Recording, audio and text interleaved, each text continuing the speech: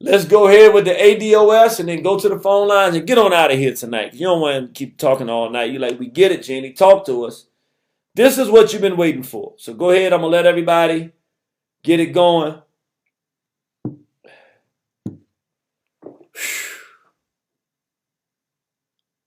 This is it. This is the big one. Let's talk about it. I want people to understand. When I gave you a cheat sheet, I'm going to start expecting people to use it. I was very proud. There was a brother out there who said he broke it all the way down. Oh, I see what this is. And I'm going to be honest, I wouldn't have done this because I don't like the idea that it looks like I just talk about a lot of people and everything. I don't like the reputation. It's just, in order to inform people of what's happening, talking in generalizations is just a coward way to do it. In the situation we're in, you got to call it so that people can see it and understand it and make sure there's no errors. But a lot of people, I see what's going on, I don't say anything because the people have to be able to see it themselves because I ain't going to be here forever. And I can't do everything all the time. Everybody's got to start getting active and beginning to see.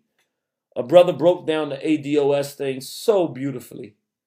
Man, this is just a psych ops because they into the homophile agenda, but they really don't want us, they know that African brothers and sisters from the continent don't agree with it and they can't merge Pan-African with it, so they just got to find something else so that they can push that and be pushing blackness. So they got to create a new context. I said, bingo! And once he did that, I said, okay, I can talk about this now. Y'all get it well enough. Even if everybody didn't get it, one person got it, that means other people are thinking it. Let's go after this ADOS thing.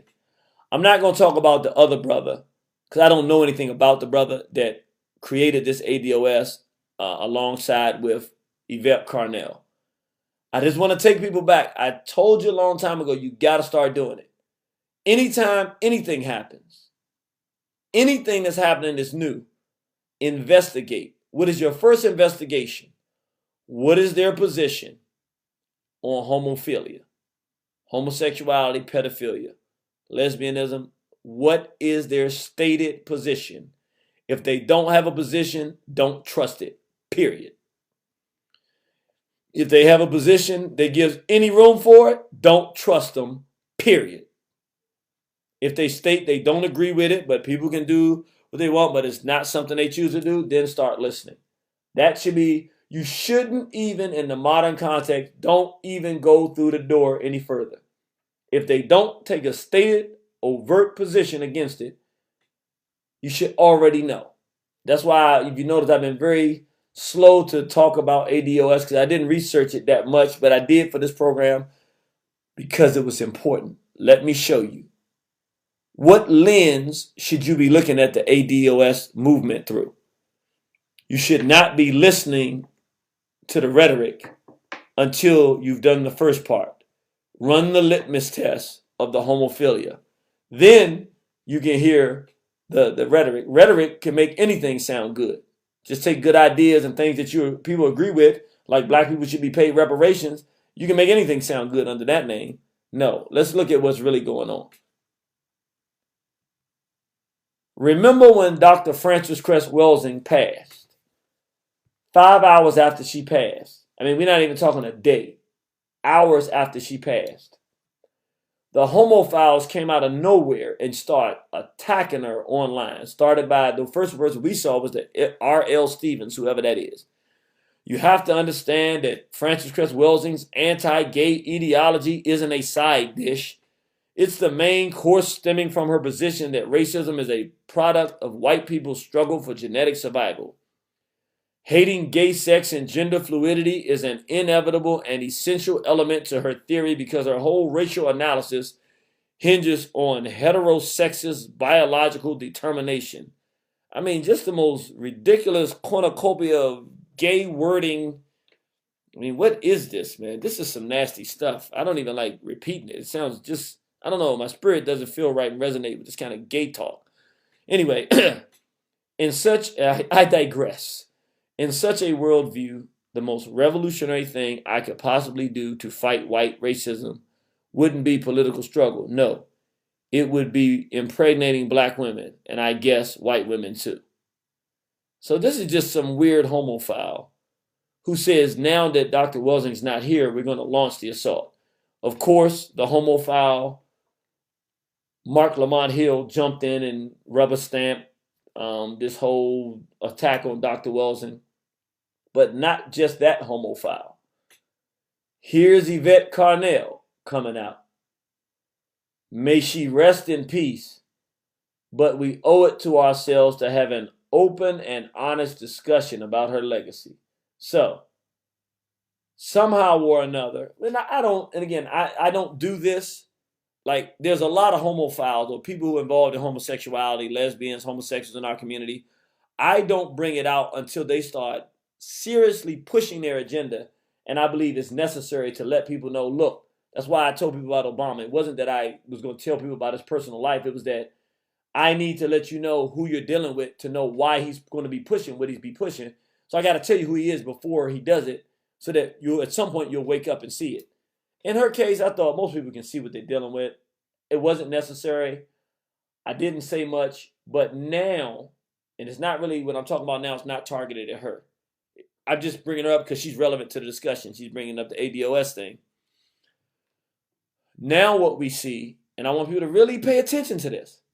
Now we see, here she is jumping in with the homophiles, attacking Dr. Welsing, or supporting the attack on Dr. Welsing right after she passed, based on Dr. Welsing believing that a black man should be with a black woman and not supporting the homophile misbehavior. So obviously we know there's some reason she's not on Dr. Welsing's side. Duh. So what do we know? We know that recently this guy right here, who we told people is a problem, and that we asked everybody out there, make him take a position on homophilia. He's being extremely irresponsible in our community. What did we see happen?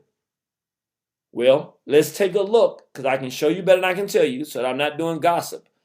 This is not about gossip. I'll explain why this is important, and you'll understand why I'm even bringing it up. The same female that attacks Dr. Frances Cress Welsing. But how do we even know her name, and why did she get wide exposure? Because of Boyce Watkins. So Boyce Watkins really rubber stamps and endorses this female. And he knows her. We don't. He brings us to her, brings her to us and endorses her. We start listening to her. Then when things go wrong, we find out how much he really knows. Let's take a look. Again, it's not about gossip. I'm going to make a point. It's not about gossip. It's very relevant to this whole American descendants of slave thing, that should we even be listening to any of this? I built Yvette. I built her whole platform. Breaking Brown was supported by what I did for many, many years. I gave her tens of thousands of dollars to help her out because she struggles financially. She always has. And I found it interesting that, that someone would say something about white capitalism when, last time I checked, her girlfriend was white, the significant other, her partner, whatever that person is called, so my thought was that, I didn't understand. I was honestly a little bit saddened and hurt that somebody that you did so much for, that wouldn't even have a platform if it wasn't for you, would feel so much venom towards you. I just never got it, And if you want to see what she has to say, feel free to go look her up. I'm not going to not mention her name just because I don't want to help her platform. I want to see everybody do well. If that's what you believe in, that's fine. But the area where we divide, where we parted ways, the relationship was kind of tested when she attacked Louis Farrakhan. When you use and then she used my YouTube channel to do it. She didn't do it on her YouTube channel. She did it on my YouTube channel. And my feeling was, like, why would you use my YouTube channel? I love Farrakhan, and I let you use my channel, even though people paid thousands of dollars to use my YouTube channel. I let her use it for free because I supported and respected her. I said, well, look, you don't agree with me, but I respect the voices of Black women, and I respect the idea of people making their own decision as to what they want to believe in. I'm not. So I sat with Minister Farrakhan, and I met with him over this, and I told him, I said, look, I don't agree with what she said, but my policy is freedom of speech, and that's what I stick by. I think that's the right thing to do. And it's her right as a woman to speak and say what she wants. And he said, He said, I agree with you. He said, in fact, tell her to keep speaking. When Farrakhan spoke at Cal State Long Beach, and I was there in the crowd, on the stage with him, I remember being really offended by the fact that all these black gay students decided that they wanted to protest his speech by standing up and walking out in the middle of his speech. And white folks put you up to this, and so a lot of times, when I see that language that comes from that very leftist, very communist mindset, it is very destructive toward black people. It is very hateful toward black men. How would you do this? Like, it's one thing if somebody hurts you and steals from you and then you hate them. But if somebody has helped you and you're upset or you disagree with them, I don't think that attacking is always makes sense. So anyway, long story short, the big part of the divide was already occurring, I think, over time, because I'm not into communist, leftist, socialist thinking. That's not going to help black people.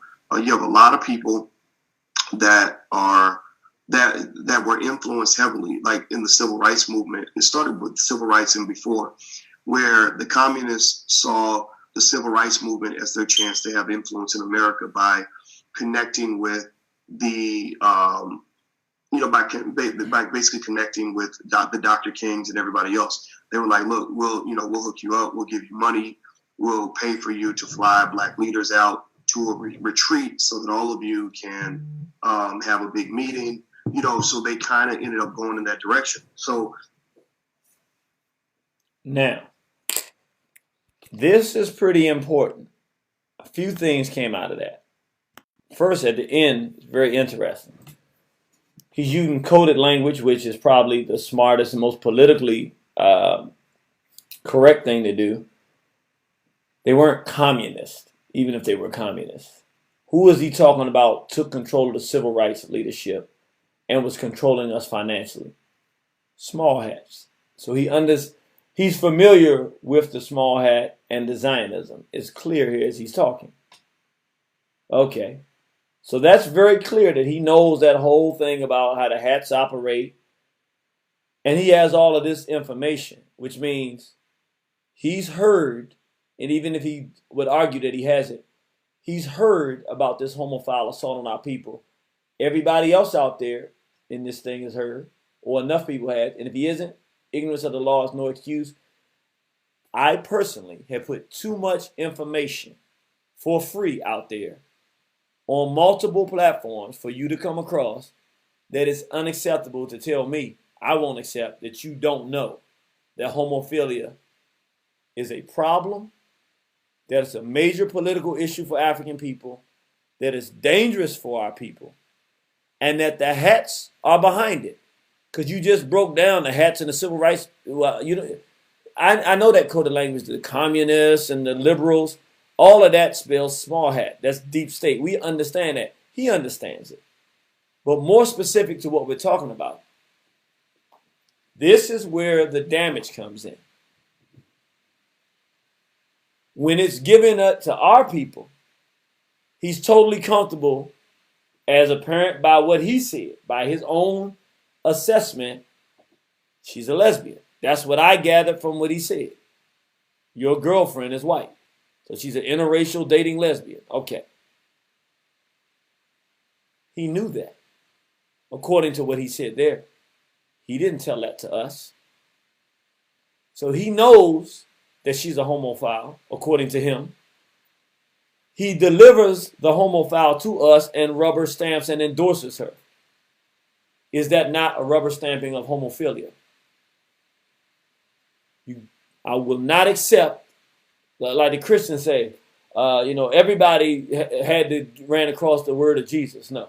They said that everybody got some point in the no, some people didn't hear about it. No, I don't agree with that. You knew, or like the white folks say, ignorance of the law is no excuse. You can't say I didn't follow the law because I didn't know it was a law. No excuse, you broke the law. We're in 2019. If you're supporting and helping the homophile agenda, ignorance of it is no excuse. Do you have access to a computer? Do you have access to the internet? Then, and are you speaking to our people? Well, then you have access to our information. I know that he knows. I am sure of it. He chose to endorse a homophile and deliver her to us. Didn't tell us. Then when he has a problem with her, when she does, and I'm about to show you, I don't teach y'all these things for nothing. I don't know this stuff. When I find it out, I share it with you, not to have historical knowledge, but to understand, to have the knowledge, and for me to share the information as a teacher, but also so that when you see it, you'll be able to understand it and you can avoid some of the mistakes, and we can avoid mistakes of the past. What is the mistake of the past that we've already discussed? You should understand. This is the basic prototype for how the political nature of the homophile. And again, this is not an attack on Yvette Carnell. This is based off Boyce Watkins' words and definition of who she is. This is not an attack on her. According to Boyce Watkins, he was aware that she had a white girlfriend. So she's interracial, dating, lesbian. This is Boyce Watkins. I'm not even talking about her. I'm talking about him. If you know that, then why are you rubber stamping and bringing her to our people? And even if you are doing that, and we are in a political environment where we're fighting homophilia, should you not at least respect us enough to let us know that? So we say, well, you know, she's involved in this. And what is your position? Well, maybe I don't agree with this, but I think she has some great political information. So now we're informed. Okay. That makes a little bit of sense. I don't agree with it per se, because of course, you know, I'm against homophilia altogether, and I know the political nature of the homophile. What is the political nature of the homophile? Boyce Watkins says, I don't understand. You do all of this for somebody, you try to help them, and then they attack you. He said, I understand when you attack somebody and they attack you, but what about when you try to help someone? You didn't watch A Feminization of the Black Male Part 2, and if you did, you didn't pay good enough attention. What did Richard Wright do? Man, this James Baldwin, this young Jimmy Baldwin is a brilliant brother. Brought him to France. Used all of his leverage and power to get Jimmy Baldwin, James Baldwin, everywhere he could get this homophile. He gave him every endorsement he could give him. And right at the moment where he had given him enough access, where anything that Jimmy Baldwin would say would be looked at as relevant, in a literary coup d'etat of epic proportions in terms of academia, he writes a scathing criticism, I believe it was of Richard Wright's Black Boy, I believe it was, that took the literary world by storm and was his platform to then leave France and come back to America and become popular as we know now. Because what? Because the whites and the other homophiles saw, wow, this black guy has no loyalty. He'll turn on everybody in the movement. And then he goes on to get with his boyfriend, William Styron, and convince William Styron to write a novel about Nat Turner and make him a homophile. And call the novel the same thing as The Real Confessions of Nat Turner, so that black people would get it and think that it was the actual Nat Turner story, and then either be turned off to Nat Turner and black revolutionary thinking because he was gay, or love Nat Turner so much that they think being gay is revolutionary and then get into homosexuality and accept it. This was Jimmy Baldwin. Richard Wright used his money, power, and influence and his reputation to help James Baldwin. What did he do? He turned on him. According to Boyce Watkins, he spent thousands of dollars, time, and energy investing in Yvette Carnell, and she turned on him. He said, I made Yvette Carnell. These are not my words. I'm not talking gossip. I'm saying this is politically relevant to us. Here's where I have the biggest problem with Boyce Watkins. One, you should not be bringing homophiles to our people in this environment unless you're a homophile yourself. Then it makes sense. Otherwise, what you're doing is racially treasonous, and it's at the very least is irresponsible. You know that we have a problem with the homophiles doing harm in our community, pushing this agenda on our people. You just talked about how you didn't like how they attacked Minister Farrakhan. then why are you bringing one of them to our people and endorsing them and putting them in front of our people? You're talking out both sides of your mouth, boys. You support Farrakhan. Didn't like the way the homosexuals attacked him. Thought it was wrong. You don't like the way that they operate. You don't like these liberals that come in and push this madness. Why are you bringing one of those same individuals from that same stock and construct to our people? Something's not right, Mr. Watkins. I don't know what it is. I mean, I genuinely can say I don't know. I know it's not right and it's unacceptable. But it gets deeper. Here's where it gets much deeper. If you want to give them a pass, which we shouldn't give him a pass, and I'm not giving him a pass, he's got to be made to answer to this. He's got to answer. What is your position on homophilia? You can't stay in the middle. The middle is why we got in this situation. You know that she's involved according to you. You don't tell us. You endorse her as everything is okay. Then when y'all have a problem, then you come out and tell us who she really is. But then you don't like that stuff because you talk about what happened when it happened to Minister Farrakhan. But you brought it on yourself because you're not listening. We've already broke down how the homophiles operate. They have no loyalty to black people. That is something I've been telling people for years. It ain't my opinion. It's not that I just don't like them because I don't like them. I'm talking about research, thousands of hours of research. The black homophile has a political agenda and a thinking and a modus operandi that is different than us. And this is the basic modus operandi. Use, get in, blow up, overthrow, turn. That's it.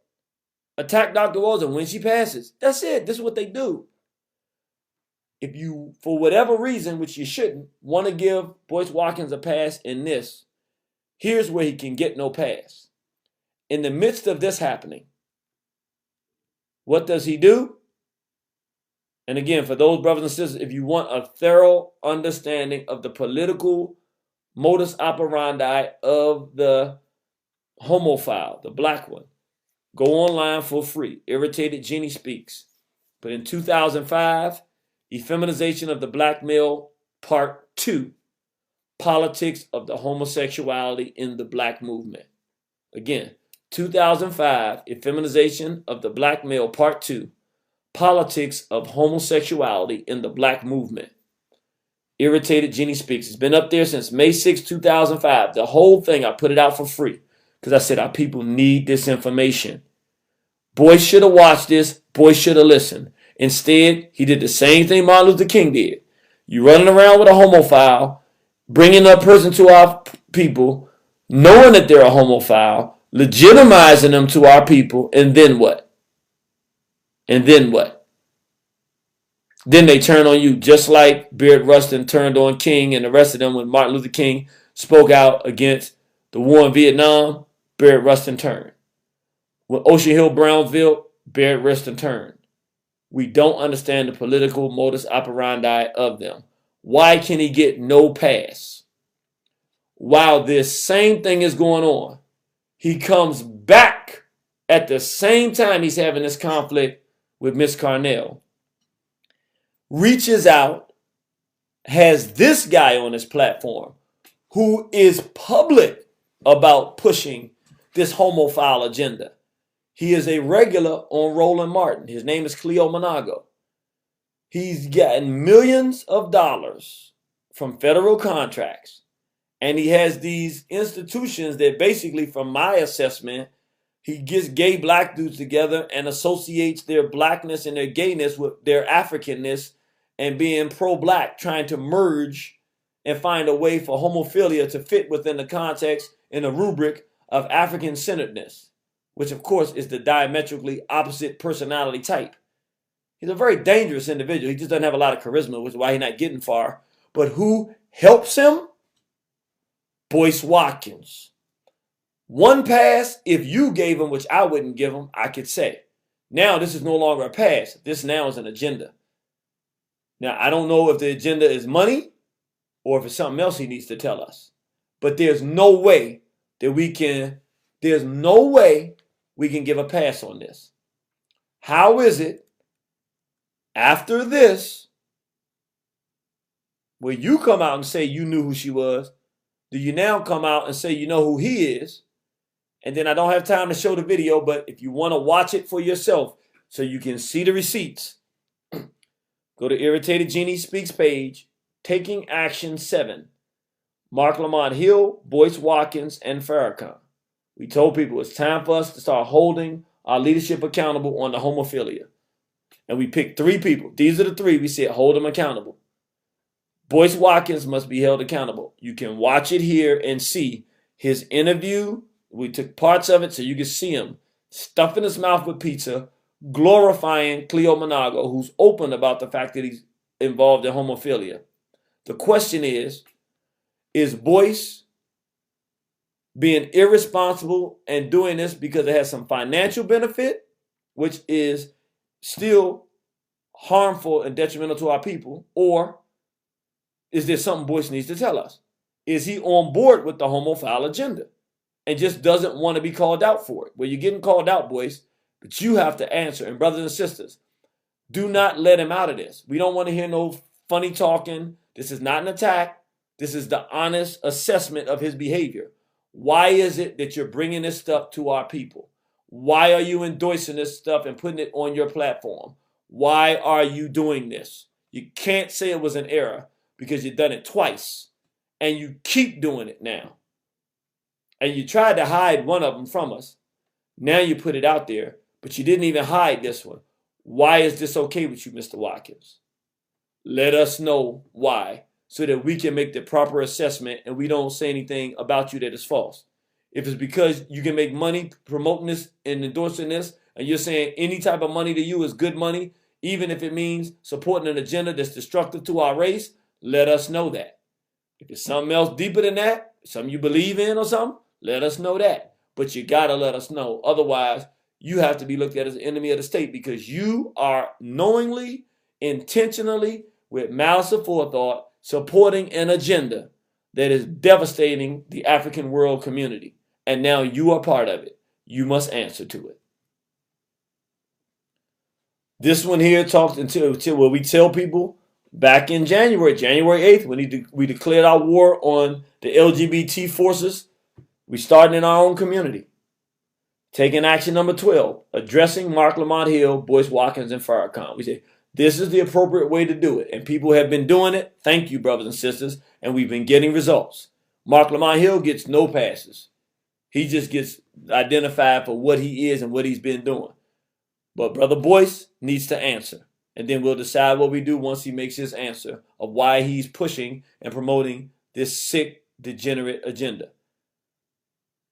Also, for people that want to really understand the swamp of our leadership promoting this madness, you can go to Irritated Genie Speaks page, Black Leaders Pushing the Homosexual Agenda, yesterday and today.